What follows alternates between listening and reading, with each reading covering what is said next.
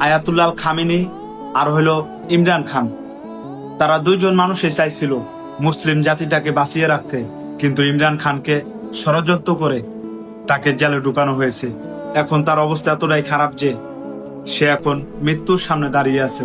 আজকে যদি ইমরান খান বাহিরে থাকতো তাহলে দেখতেন সে কিছু না কিছু একটা করত, কারণ তারা কখনো চায় না কোনো বেঈমানদের গোলামি করতে, কারণ তারা কখনোই চায় না বেঈমানদের সামনে মাথা নত করতে। আজকে বিভিন্ন দেশের মুসলিমদের ষড়যন্ত্রের কারণে আজকে তাদের এই অবস্থা। এর জন্য আমরা মুসলিমরাই দায়ী, কারণ বিশ্বের বড় বড় মুসলিম দেশগুলাই এখন মনে করেন আমেরিকান পা চাটতেছে, বেঈমানদের পা চাটতেছে, বেঈমানদের দালালি করতেছে। কারণ যারা চাইতেছে এই ইসলামের বিজয়ী পতাকা উড়াইতে তাদেরকেই ডাবিয়ে দেওয়া হইতেছে।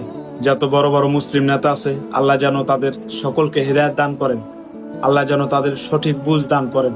কারণ আজকে তাদের জন্যই এই মুসলিম জাতি আস্তে আস্তে ধ্বংস হইতেছে।